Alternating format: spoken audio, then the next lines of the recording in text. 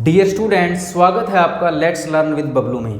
तो इस चैनल पर हम इंग्लिश के कुछ ना कुछ लेके आते रहते हैं। तो लास्ट टाइम मैंने आपको करवाया था एंड और एंड नोट में क्या डिफरेंस होता है, और आज हम करेंगे मेरे भाई वर्क हार्ड और हार्ड वर्क में क्या डिफरेंस होता है। वर्क हार्ड और हार्ड वर्क में क्या डिफरेंस होता है। अगर मैं बात करूँ हार्ड वर्क की, तो ये एज ए नाउन काम करता है। हार्ड वर्क की बात करूँ तो एज ए नाउन काम करता है, और यहाँ पे जो वर्क है वो एज ए वर्ब काम करेगा।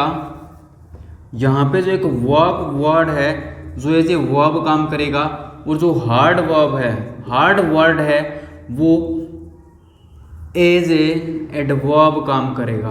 तो क्या करेगा? जो एज एन एडवर्ब काम करेगा। इसकी बात कर रहा हूँ। इसके अलावा अगर मैं बात करूँ, तो बात करूँ अगर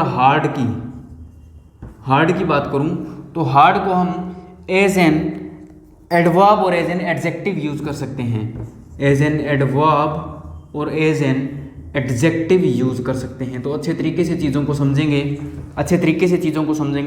ये दोनों चीज़ें अलग हैं, लेकिन यहाँ पे जो समझा रहा हूँ वो चीज़ें अलग हैं। इस चीज़ को भी समझेंगे। और अगर मैं बात करूँ वर्ब की, तो ये चीज़ें मैंने आपको एक बार इंस्टाग्राम पे भी बताई हैं रील में, कि वर्ब को हम एज ए वर्ब और एज ए नाउन यूज़ करते हैं।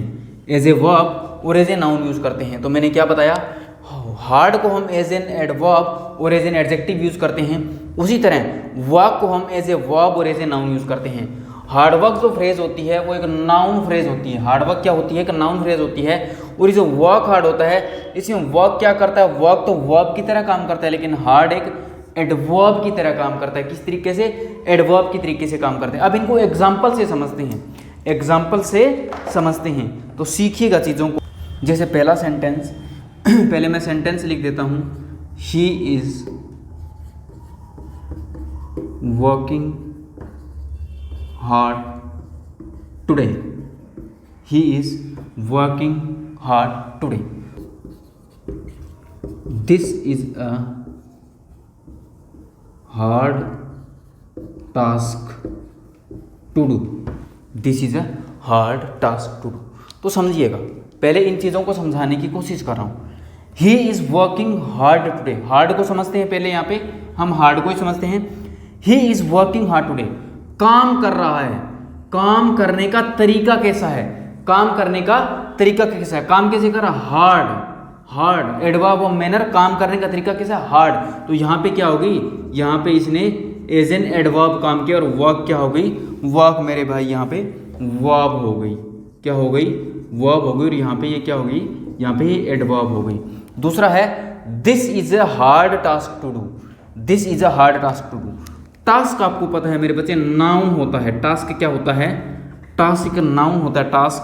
और नाउन में जो डिटेल ऐड करे, उसको हम एडजेक्टिव बोलते हैं। उसको हम क्या बोलते हैं? उसको हम एडजेक्टिव बोलते हैं। तो इतनी बात समझ आई। पहला सेंटेंस क्या है? ही इज वर्किंग हार्ड टुडे। काम करने का तरीका क्या है? हार्ड। काम करने का तरीका क्या है? इसलिए ये एडवर्ब, मतलब वर्ब में डिटेल ऐड कर रही है।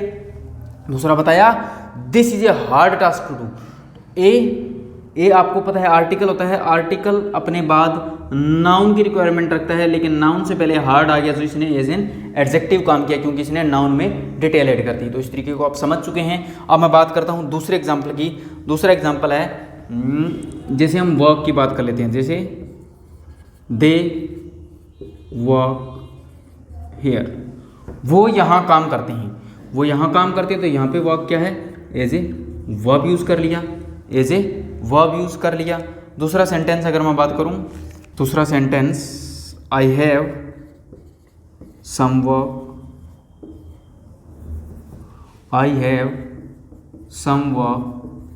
To do. दिख रहा है? ठीक है जी। I have some work to do, मेरे पास है कुछ काम करने को। तो सम मेरे बच्चे आपको पता है, सम क्या होता है? सम को हम एज एन एडजेक्टिव यूज कर लेते हैं। और एडजेक्टिव किस में डिटेल ऐड करता है? एडजेक्टिव नाउन में डिटेल ऐड करता है। तो हैव तो यहाँ पे वर्ब आ चुकी है। हैव तो यहाँ पे पहले ही वर्ब आ चुकी है। तो वर्ब के बाद आपको पता है ऑब्जेक्ट की डिमांड होती है। तो क्या हो गया? I have some work to do. तो सम यहाँ पे एज एन एडजेक्टिव यूज हो गया, और वर्क यहाँ पे एज ए नाउन यूज हो गया। तो इस तरीके को आप समझ चुके हो। तो मैंने क्या बताया? अभी मैंने हार्ड और वर्क को ही बताया है। हार्ड को अलग तरीके से समझा दिया, वर्क को अलग तरीके से समझा दिया। तो क्या हो गया पहले सेंटेंस में, he is working hard today, तो वर्क वर्ब में डिटेल ऐड कर दी तो एडवर्ब का काम कर लिया। दूसरा, this is a hard task to do, तो नाउन में जो चीज डिटेल ऐड करेगी वो क्या हो गया, एडजेक्टिव हो गया। नेक्स्ट, दे वर्क हियर, वो यहाँ पे काम करते हैं, ही वर्क्स हियर, वो यहाँ पे काम करता है। आई वर्क हियर, मैं यहाँ पे काम करता हूँ, वर्क क्या हो गया, काम करना, तो यहाँ पे एज ए वर्ब यूज हो गया। दूसरा, I have some work to do, मेरे पास काम है, कुछ काम है करने को, मेरे पास कुछ काम है, मेरे पास क्या है, कुछ काम है, क्या है, व्हाट का रिप्लाई क्या होता है, नाउन, क्या है, काम है कुछ करने को, तो काम है तो सम एडजेक्टिव और वर्क नाउन हो गया। इसको कॉपी कीजिए, फिर मैं आपको हार्ड वर्क और वर्क हार्ड भी समझाता हूँ।